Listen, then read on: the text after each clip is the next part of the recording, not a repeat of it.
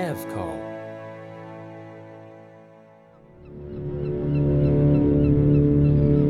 Moby Dick.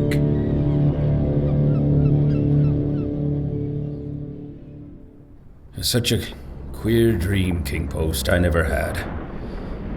You know the old man's ivory leg? Well, I dreamed he kicked me with it. And when I tried to kick back, upon my soul, my little man, I kicked my leg right off. And then, presto, Ahab seemed a pyramid, and I, like a blazing fool, kept kicking at it. But what was still more curious, Flask, you know how curious all dreams are? So all this rage that I was in, I somehow seemed to be thinking to myself that after all, it was not much of an insult, that kick from Ahab. Why, thinks I, what's the row? It's not a real leg, only a false leg. And there's a mighty difference between a living thump and a dead thump. That's what makes a blow from the hand, Flask, 50 times more savage to bear than a blow from a cane. The living member, that makes the living insult, my little man. And thinks I to myself all the while, mind, while I was stubbing my silly toes against that cursed pyramid. So confoundedly contradictory was it all. All the while, I say, I was thinking to myself, what's his leg now but a cane? A whalebone cane. Yes, thinks I. It was only a playful cudgeling. In fact, only a whaleboning that he gave me, not a base kick. Besides, thinks I, look at it once. Why, the end of it, the foot part. What a small sort of end it is. Whereas, if a broad-footed farmer kicked me, there's a devilish broad insult. But this insult, it's whittled down to a point only. But now comes the greatest joke of the dream, Flask. While I was battering away at the pyramid, a sort of badger-haired old merman with a hump on his back takes me by the shoulders and slews me round. "What are you about?" says he. Slid, man, but I was frightened. Such a fizz. But somehow, next moment I was over the fright. "What am I about?" says I at last.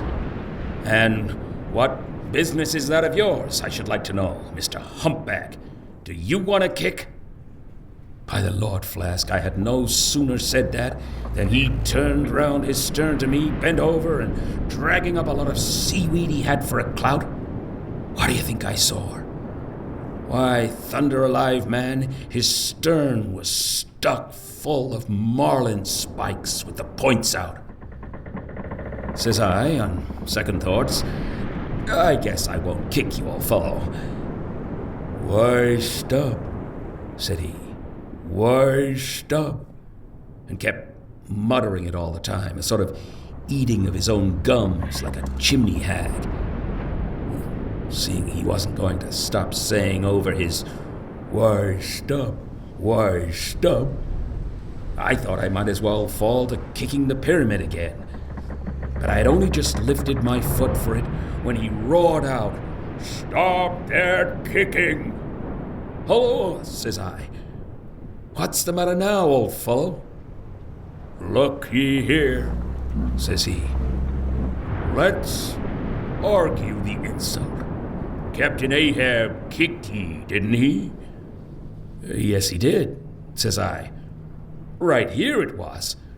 "Very good," says he. "He used his ivory leg, didn't he?" "Yes, he did," says I.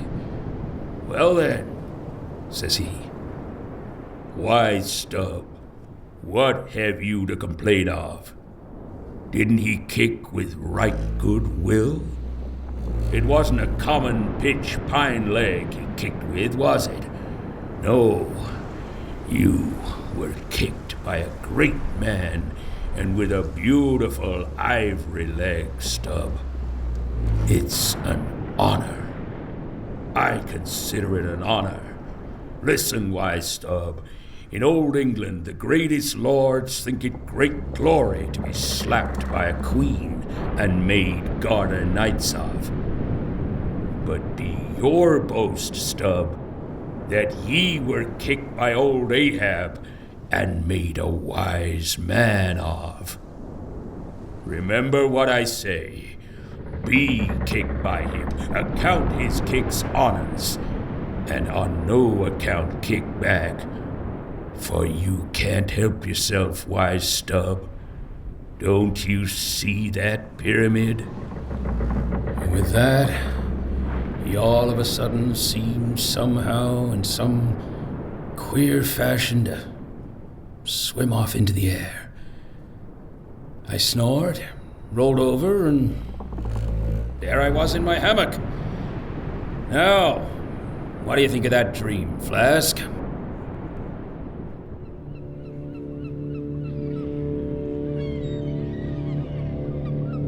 This was an Evcol Entertainment production, a part of the Masquerade series of monologues, featuring the voice talent of Will Harrison-Wallace, written by Herman Melville, directed and produced by Simon James Collier, soundscape design by Archie Lyon-Maris.